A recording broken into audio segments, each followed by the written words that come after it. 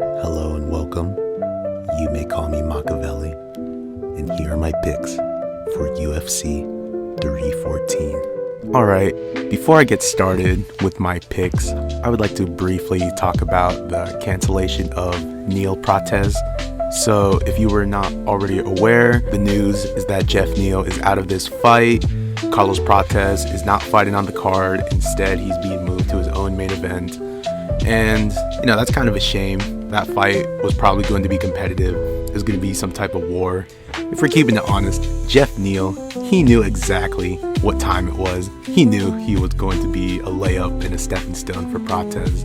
Prates was going to piece him up, make Neal look silly, and put him away when he wants to put him away. I wanted to make a joke or two about Jeff Neal and the fact that he always has some baggage when it comes to these fights. Either he comes in with a DUI case, or he misses weight, or it's always something with Jeff Neal. And I wouldn't have put it past him to have tried to do something to ruin the fight, and the UFC were well aware of this. So whatever issues Neal has, the UFC just weren't buying it, so they scrapped the fight altogether. Jeff Neal certainly didn't do the UFC any favors. They're not looking at him in a good light, so to speak, and Prates is pretty much being rewarded for his participation. So that being said, I thought Prates was going to win by KO. He was going to get a performance bonus, and that's pretty much it. Now, on to the rest of the card. Nikita Krylov versus Dominic Reyes. Alright, in my opinion, I think this fight is actually better than the Neal Prates, and honestly, it has more title implications. It definitely has the making to be more competitive than Neal Prates, because both guys, they are in somewhat tricky positions. Because if you look at Krylov's recent resume, the guy is fairly inactive. The last time we have seen him perform, it was almost 2 years ago. And there's a few reasons for that. Not trying to make this all an excuse or whatever, but let's just say his mind is elsewhere. I would imagine him and his country, they're just sort of preoccupied right now. So there's a chance that Krylov isn't necessarily taking the fight game seriously. He certainly has other things on his mind. Whereas Reyes, yeah, he was looking on a downward spiral. For a moment or two, it looked like he was done and washed. We all know, oh, he's the guy who beat John Jones, the uncrowned champ. Then all of a sudden, he went on a complete loss streak and just never became himself again. Until the Dustin Jacoby fight. Well, Dustin Jacoby, he may not be the top of the top in this division. He may not be like the best at everything, but he's a pretty solid fighter. He's got good striking, pretty good defense. He was a kickboxer in other organizations, and getting through him, finishing him the way that Reyes did is not easy. He certainly made it look easy, and that got Reyes his confidence back, his first win in a few years. But then Reyes had his next fight with the Anthony Smith, and I want to be respectful to Smith, and his coach had passed, and there were reasons why Smith probably wasn't himself. But the real reason is that he's just not that good of a fighter. Reyes is superior in every way, and that fight was pretty much a layup for Reyes to fully get his confidence back.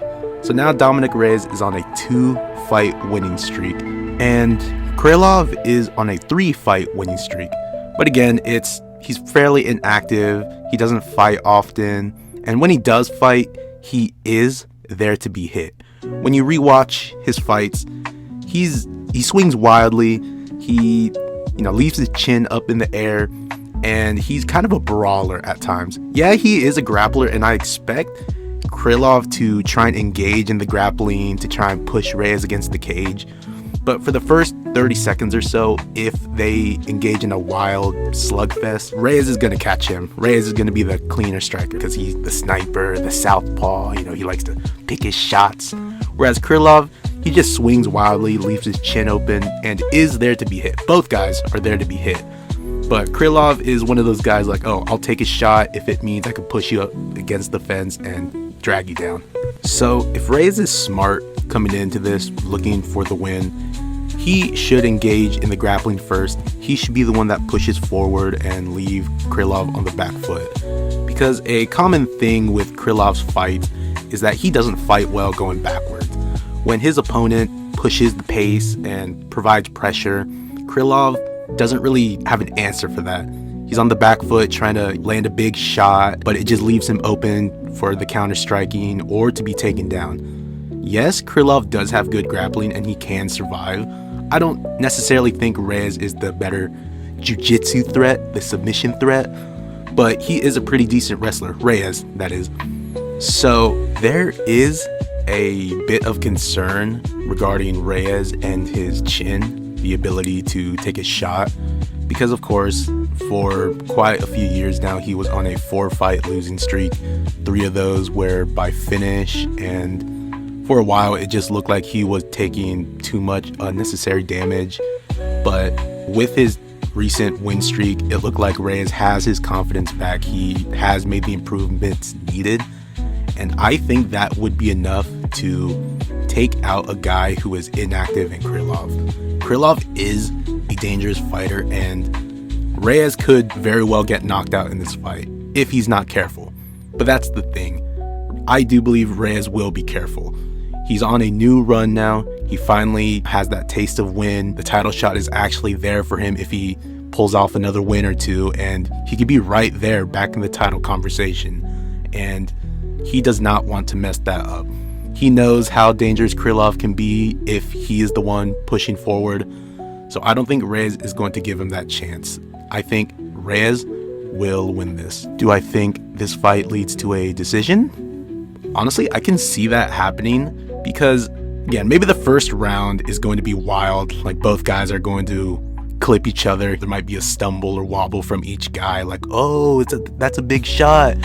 But then one of the others is gonna slow down the fight by pushing them against the cage. Maybe someone gets a takedown or two. And if Reyes leads on top, having Krylov on the bottom, Krylov has shown many times that he can be submitted. That when he is on bottom position, he's just there to be controlled.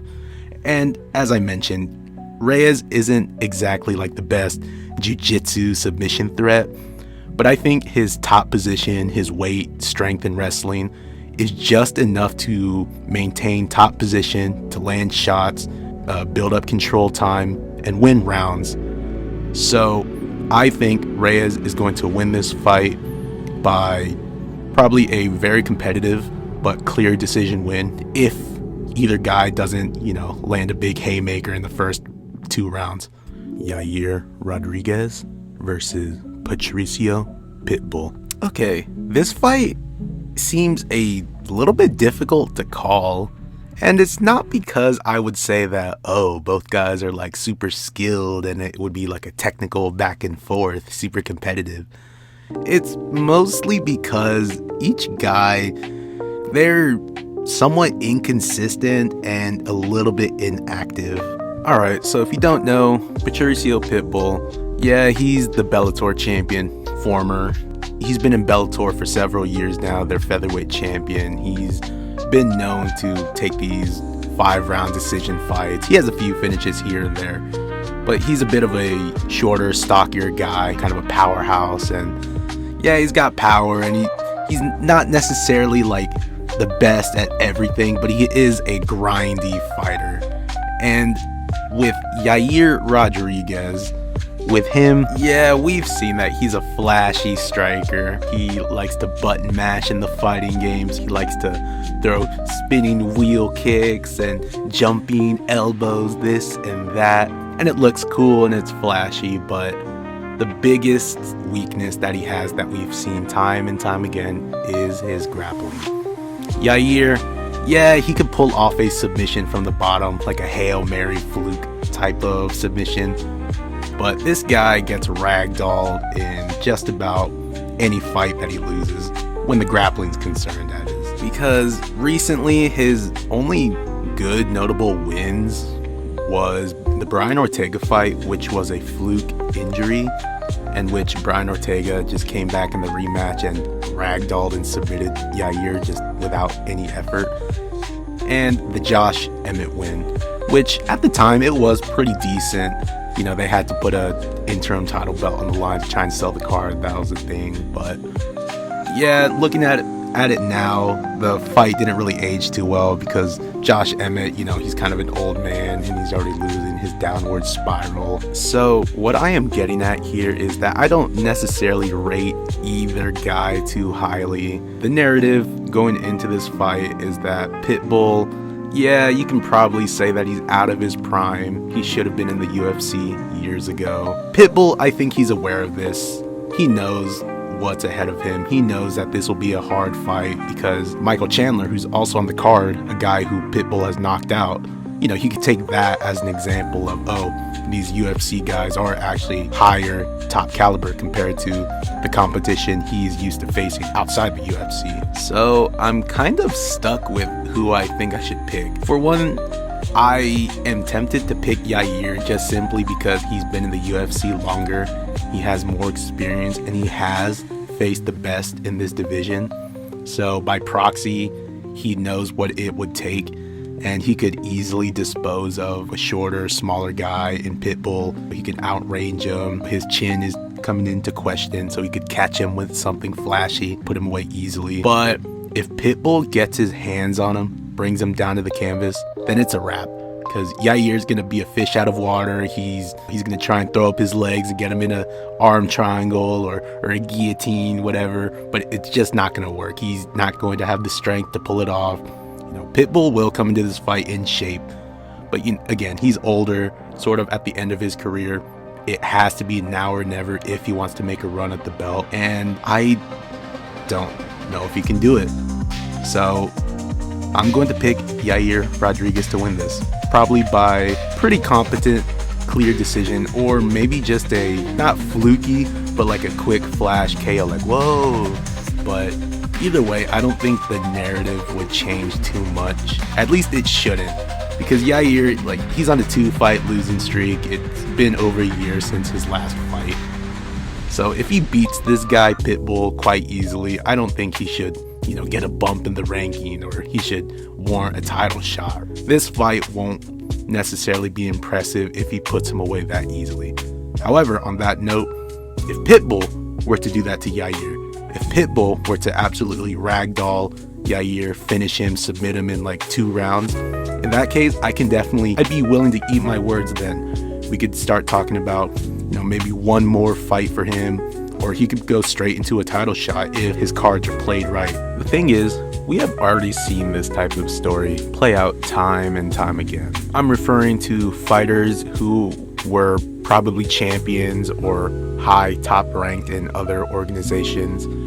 They joined the UFC a little bit later in their career and they have mixed results, so to speak. The most recent examples is Kai Asakura when he fought Pantoja for the belt and he just got easily submitted and made to look a fool. So if anything, Pitbull might have this chip on his shoulder that is the unspoken narrative. So if Pitbull loses quite easily, it more or less shuts down the debate once again that Bellator fighters are inferior to UFC fighters. Even if that were the case, I still don't really rate Rodriguez that highly. I don't really think he's that good. In fact, I think he is overrated. I will say that his skills is enough to take down this older stage of Pitbull. So I will say Yair Rodriguez will win this fight by maybe a flash, TKO, but a clear decision, dominant victory. Bryce Mitchell versus John Silva. Okay, here we are. This fight right here, this is the real fight we all want to see. This is the people's main event, the real main event. For those who are actually in the know, who really know what they're talking about, this right here is the fight to watch. This one's the fight to pay attention to. Mirroring the last featherweight fight, Rodriguez and Pitbull, I think this fight is going to be pretty difficult to call also. And it's not for the reasons I listed earlier that, these guys are inactive, inconsistent, whatever. It's actually because these two are both very good in their own way, and both guys have their own methods of victory. Alright, so taking a quick glance at John Silva's record, he is currently on a 12-fight winning streak. He is 4-0 in the UFC.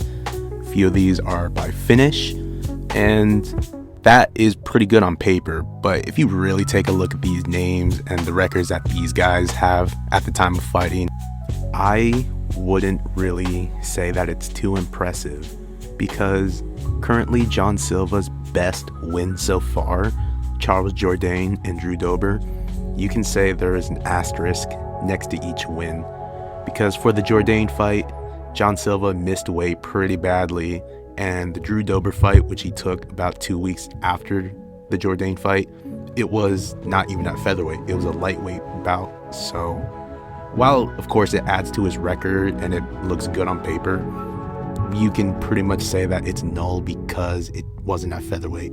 Bryce Mitchell, on the other hand, looking at his record, I can't really say with full confidence that he has fought better competition, but he has been in the UFC for several years longer than Silva. I will say, however, that Bryce's last win against Kron Gracie, I wouldn't really say it's a good look, because it happened in 2024, and taking Kron Gracie anywhere past the first round in the big 2024 is really not a good look. I mean, yeah, Bryce finished him, but if you rewatch that fight, it was pretty much nothing until Bryce knocked him out. Bryce was on top position, just winning based on ground control, and it was fine. But again, Kron Gracie in the big 24 just passed the first round. Like, it was pretty much a layup for Bryce. Okay, so pretty much this fight is going to be a traditional striker versus grappler type of affair. The way for Mitchell to have success in this fight is by taking Silva down early and keeping him in bottom position. I don't think Mitchell is really a threat on the ground. People like to say, oh, he's one of the best grapplers in the division, but he doesn't really have too many submissions or impressive finishes on the ground. But he can apply his pressure. He can definitely smudge Silva into the canvas and, land some strikes, apply his pressure, make Silva tired, and win based off ground control and ground damage. However, kind of going back to my earlier point that I'm kind of dancing around, we already know who the UFC is owned by. We already know that John Silva and the Fighting Nerds, they're bought and paid for. So if this fight reaches a decision, I don't know if I am confident in saying that Bryce can win a decision. Unless Bryce absolutely beats Silva pillar to post, leaving no doubt, or finishing him, I can't really say that I think Mitchell can win a decision. Dude, I'm not really making a good argument here for either guy. I mean, the smart money should be on Silva, right? I mean, he's the betting favorite. As I mentioned, he's already bought and paid for, you already know that these types of people want Silva to win for the things Bryce has said, right? So we know that what the narratives are going to be. We know that Silva is going to, have a chip on his shoulder. He's going to carry over his owner's mentality. He already knows that he's going to get some instruction in the back room, and he's going to understand the assignment. So I think Silva's going to try and take off Bryce's head for those reasons that I mentioned. You know what? As much as I really want to root for Mitchell, and I already know there are some of these MMA YouTubers, they're picking Bryce Mitchell for the meme. And a lot of us, we're trying to use copium and try and talk about it technically. Some of us are hiding the true intentions, whatever you may call it. But you know what? I'm not playing that game. I think this fight is going to be a no contest. Why? Because John Silva and the rest of those Fighting Nerds, of course, we all know that they're all on the sauce. Every one of these fighters are on steroids. And I think by chance, Silva is going to get popped. Of course, I'm just copium right now. His owners, the ones who bought and paid for it, they're going to, stuff the test results under the rug. They're going to make sure that this fight goes off without a hitch. It's not going to be a no contest. I understand that. But you are not going to force me to pick. We know where the smart money is probably going to be. And with these narratives all in itself, I'm just being silly about it, but I'm just going to say it's a no contest. This fight never happened. Let's just move on. Michael Chandler versus Paddy Pimblett. Alright, so the thing with this fight is that it's actually scheduled to be 5 rounds. And I don't really understand why this is. Clearly both guys said yes to this, and I don't really see why we need to see 5 rounds of this, but here we are. If this fight was actually set to 3 rounds, I would have just said Paddy Pimblett would win by finish. He would outwork Michael Chandler. He'd be able to stuff the takedowns easily and pretty much overpower him and get a quick, clean finish. But the fact that it's 5 rounds, I am willing to lean a little bit more towards Chandler, but after really thinking about it still, I think I'm confident in saying Paddy Pimblett will win this fight. The thing is, I like Michael Chandler. He's a hard worker. He was a champion at Bellator, and he is used to these 5-round contests.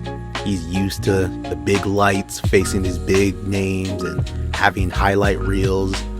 But the thing is, he's constantly losing these fights. See, the thing with Michael Chandler is that when he steps into the cage, we know that he's going to put on a show. We know that he's going to come in shape. We know he's a hard worker. He's going to try his best to win. That we can never doubt. I would never doubt Michael Chandler and his resolve to win. But the thing is, though, is that whenever we see Michael Chandler fight in the UFC, whenever things get tough, things get wild, and both guys start swinging and brawling, Michael Chandler is mostly on the losing end of these types of exchanges. He's a bit of a shorter guy, a little bit stockier. We know he has power, and he has definitely caught some people in his career, but in this day and age, I can't really be confident in saying that, oh, Michael Chandler's going to catch Paddy and put him away, because there have been so many other opportunities in his losses where he could have done the same thing, but more or less he kind of fumbled. Paddy Pimblett, however, you can say a few things about him. You know, there are these narratives that, oh, he's been pampered, he's been taking these easy fights, layups, whatever. And there is also the fact that he has never had a 5-round contest in the UFC, at least. He has had a 5-round contest in other organizations, so he can make it to a decision. There used to be that narrative of Paddy the fatty. He would get overweight and eat a lot outside of camp. Lately, through his own words, Paddy has pretty much stopped doing that. Since he's now fighting these big top names, he's definitely taking his routine seriously. A few weeks ago in UFC London, his teammate Molly McCann, she lost and got retired. Paddy Pimblett was definitely fueled and angered by that. So I think Paddy is definitely using that. It's a chip on his shoulder. I would say Paddy Pimblett is definitely taking this fight extremely seriously. And the fact that it's 5 rounds, he is expecting to go to a decision. I am not expecting this to go to a decision. I think maybe the first round or two, Michael Chandler is going to circle around Paddy, try and land a big overhand or try and take him down using his credentialed wrestling that he never uses. But Paddy, being the taller guy, the bigger guy, you might even say he's stronger too, stronger and heavier. He's going to be able to easily shrug off these takedowns, and he's going to look crisper on the feet. He's going to be faster, more clean and technical. You can even say that he might drop Chandler too, because Chandler, he's not really known for his chin. He could take shots and come right back, but he's been known to get dropped once or twice in just about all his fights. So I think Paddy will drop him. It will be like kind of a back and forth brawl, because again, we know Michael Chandler is going to try and win every single moment until he realizes it's not going his way. Then he's going for some Hail Mary shots, try and get the crowd on his side, some big wild moments, some highlights, because he is just content to lose in an exciting fashion. You know, the UFC loves Michael Chandler, so either way, he's going to be paid well. He has more experience overall and has fought better competition throughout his entire career. But I think this will just be a matter of physicality. Paddy's younger. He has more ways to win this fight. He's more dynamic. Whereas Michael Chandler, it's maybe like 1 or 2 ways to win. Yeah, he could catch Paddy, put him away. But do you really see Michael Chandler grinding out Paddy to a grueling win? I can, but I don't think it will happen. Maybe if this fight happened a few years ago, when Michael Chandler was still in his prime, maybe. I would just say that Paddy's going to catch Chandler. He might be able to grab a neck and force him to tap. So that's my pick. Paddy Pimblett to win. Alexander Volkanovski versus Diego Lopes. Come on. I mean, what are we doing here?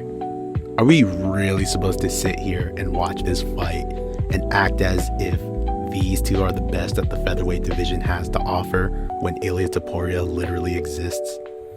Okay, I get it. Ilia vacated his title. He is now a lightweight, and he is attempting to fight Islam Makhachev for the lightweight world title. He had to vacate. He couldn't make the weight anymore. He didn't want to hold up the division. There's all sorts of reasons why these two are fighting instead of Ilia. I know I'm being a little bit dismissive and a bit silly about this fight because Volkanovski and Lopes, they are exciting fighters. They do have big fan bases and people love them. You know, they're good personalities, and you know, it's hard to root against either guy, so to speak.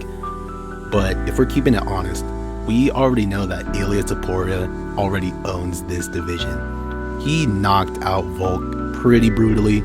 He knocked out Max pretty brutally. Mavzar ducked him. And going off of Lopez's first initial reaction to the Topuria Holloway fight, you can see that this guy does not want the smoke.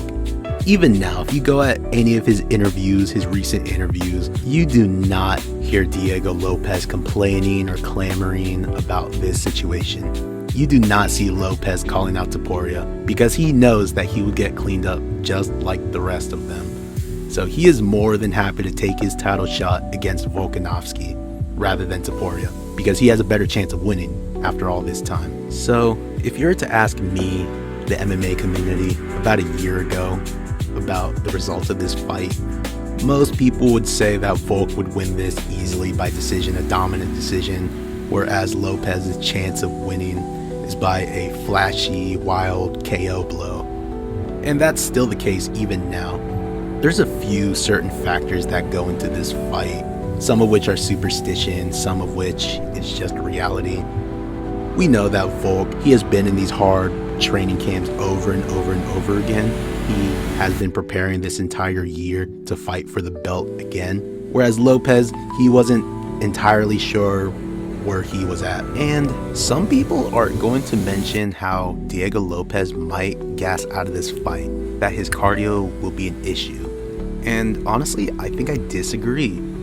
People like to point out the Dan Ige fight as the biggest example, but if we're being fair, Diego Lopes had to cut weight about 3 times in the span of 24 hours. And Ige just stepped in on literally like 2-3 hours notice, just stepped in off the couch and fought him. So it doesn't really surprise me that Lopes gassed out and looked slow and sloppy at the end of that fight. But that said, he now has a full training camp. He's been preparing for a 5-round fight with Volkanovski, a guy who will be able to take him to a decision easily.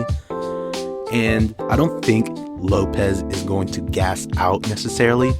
I do think he is going to wither and fade solely due to Volkanovski's pressure and what he will push forward. Because we know Volkanovski, now he has a chip on his shoulder.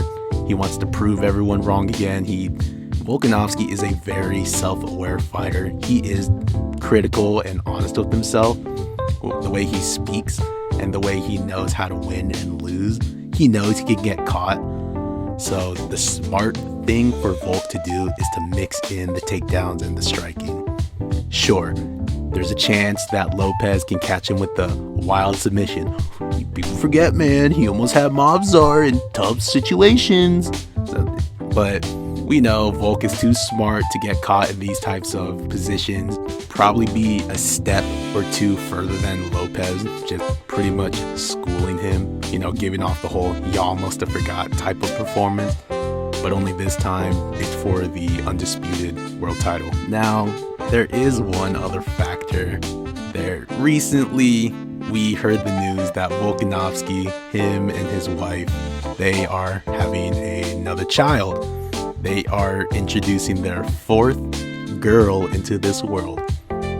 And that's good news. There's nothing wrong with that. Absolutely. I wish him and his family all the best, of course. But we know deep down, Volk wanted a boy. He wanted a son, and now this is fueling him to go even harder. I think this version of Volkanovski with this set of news, he is going to come in, try and brutalize Lopes. If that makes sense. I think he's going to try and make this a very clear and dominant victory that leaves no questions unanswered. So, with that said, I think Volkanovski is going to win this by a fairly dominant, unanimous decision. Maybe if the pressure is too much for Lopes, he might gas out and leave himself open for, a flurry of ground and pound strikes, a late TKO finish. But I can see Lopes holding up his cardio, holding up long enough for a decision lost to him. Circling back to my initial point, though, the fact that we have already seen Volkanovski hit the canvas twice now, get put out cold, it's not really a good sign if he were to win the belt. And yes, I know, there's an asterisk. You can say, oh, he took the Islam fight in short notice, he came back too quickly against Topuria. Okay, maybe so, but he still hit the canvas and got knocked out. So it would be kind of weird if he were to just win the belt and continue his championship reign as if nothing ever happened, because we know that Ilia Topuria has his number. If they were to ever rematch, Ilia would just knock him out in the first round rather than the second. So a part of me wants to say that Lopes should win. A part of me wants Lopes to win simply because he never fought Topuria. And of course, there is the physicality to it. He is younger. He has less mileage on the clock, right? There's definitely a chance that he could swing wild and catch Volkanovski, put him out yet again. But I don't think it's that time. If Topuria was able to knock out Volk and Max, he would definitely knock out Lopes. So it's best that those two don't fight. It would probably be better reception-wise if Lopes were to win, just simply due to the fact that him and Topuria never fought. There would always be that air of question, like, oh, what would happen if? It's just not that time. Volkanovski is too hard of a worker. He knows what's ahead of him. He is going to win this fight. All right, I think that settles it. These will be my picks for UFC 314. According to the UFC website, it looks like they changed the bout order yet again. So I don't really know if the Mitchell fight is happening first or the Rodriguez fight is happening first. So overall, this card is pretty stacked. The name value it brings is pretty high. And I think, even though we'll see a few decisions on this card, I think it's going to be very entertaining. The press conference we know is going to be entertaining, but the fights themselves are probably going to deliver. Yes, I know I didn't really make a clear decision on the Mitchell-Silva fight, and I promise to not make this a habit in the future. I will always try and give my honest picks of who I think will win the fight, but I am sure you can decipher who I want to win and who I think will win. Nevertheless, those will be my total picks. If you have anything to say about it, if I'm delusional, if I'm onto something, it'd be nice to hear about it.